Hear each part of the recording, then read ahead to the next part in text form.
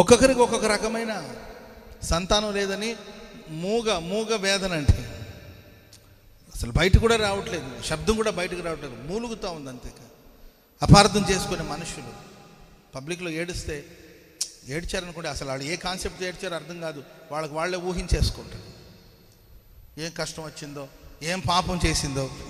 ఒక ఆమె ఏడ్చి ప్రార్థన చేసుకుంటుంది, దాన్ని చూసి ఏం పాపం చేసిందో ఇటు ఏడుస్తుంది అంటారు కొంతమంది. ఆమె పాపం చేసిందని నువ్వు చూసావా?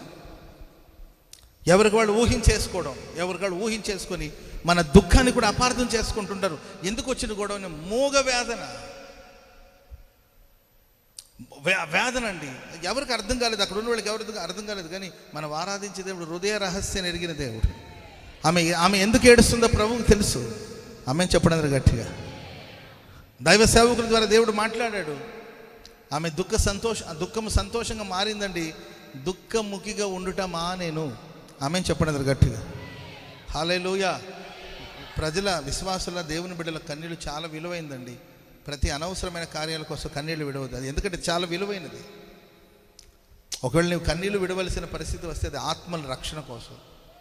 ఏదైనా కారణం ఉండాలి. ఊరికి చిన్నదానికి పెద్దానికి ఏడవడం, చిన్న సమస్యలకు ఏడవడం ఇవి మంచిది కాదు. ఓకే, పోరాటాలు ఉంటాయి, సమస్యలు ఉంటాయి. మన కన్నీళ్ళు చాలా విలువైనది. మనుషులకు అది అర్థం కాదు. కానీ ఆమె మూగ వేదన, ఆమె కన్నీళ్ళను ప్రభు చూశాడు. బైబిల్ సరే ఆమె దుఃఖముఖిగా ఉండుట మానేను. Praise the lord. ఎందుకంటే ఆమె జీవితంలో దేవుడు తన దుఃఖానికి ఒక సమాప్తం పలికాడు. దేవుడు ఇక చాలు, ఏడవక ఊరుకోనము.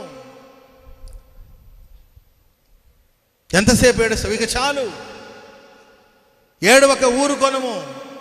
నీ క్రియలన్నీ సఫలమవుతుంది. చప్పట్లు కొడదాం అందరూ గట్టిగా. ఏదో కార్యాన్ని కొరకు ఇప్పటివరకు ఏడుస్తున్నావో ఇక ఏడవకుండా ఊరకనే ఉండు. నీ కార్యాలన్నింటిని ప్రభు సఫలపరచబోతున్నాడు. ఆమేన్. ఆ వ్యాధిని బట్టి ఒక ఆయనకి దుఃఖం, వ్యాధిని బట్టి రోగాన్ని బట్టి దుఃఖం అండి. అకాల మరణం. సరే, చావును గురించిన భయం సంగతి పక్కన పెడితే ఒక వారసుడిని కనక ముందే మరణం వచ్చేస్తుందేమో. ఈ వంశానికి ఒక వారసుడు కావాలి. వారసుని కని ఇవ్వకుండానే నేను మరణిస్తానేమో. ఈ అకాల మరణానికి కారణం ఏంటని ఏడుస్తున్నాడు. ప్రభువా, నేను ఈ చిన్న వయసులోనే నేను ఎంత భక్తిగా బ్రతికాను, ఎంత యథార్థ హృదయంతో నేను సేవించాను అని కన్నీళ్లతో ప్రార్థన చేస్తూ, సత్యంతో నేను నడవలేదా, యథార్థంగా బ్రతకలేదా అని ప్రార్థన చేస్తే దేవుడు అన్నాడు, నీ కన్నీళ్లు నేను చూశాను. ఆమె చెప్పడం అందరూ గట్టిగా. నీ కన్నీళ్లు నేను చూశాను, నీ ప్రార్థన నేను విన్నాను. ప్రియులారా, నీవు కన్నీళ్ళు విడవడం మేబీ పబ్లిక్ తెలియకపోవచ్చు. నీవు ఏదో ఇంట్లో ఒక మూల మీద కూర్చొని గోడ తట్టు తిరిగి ఏడుస్తున్నావేమో. అందరూ చేయి వదిలేశారేమో. ఆదుకోవలసిన వాళ్ళందరూ కూడా దూరంగా నిలబడుతున్నారేమో.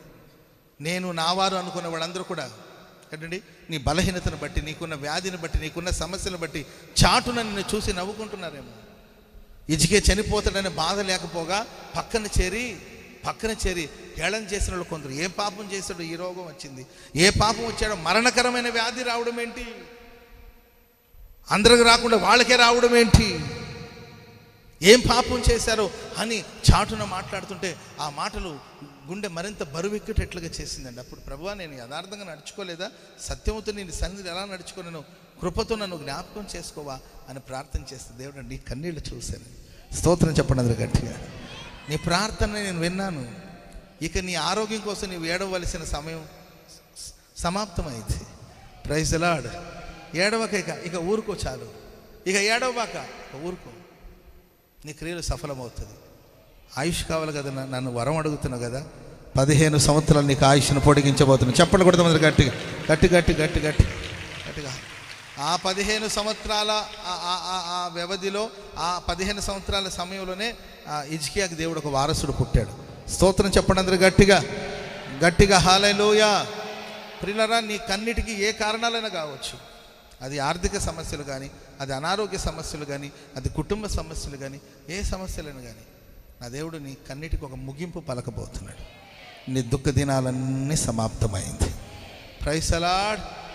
ఆమేన్ చెప్పండి అందరూ గట్టిగా.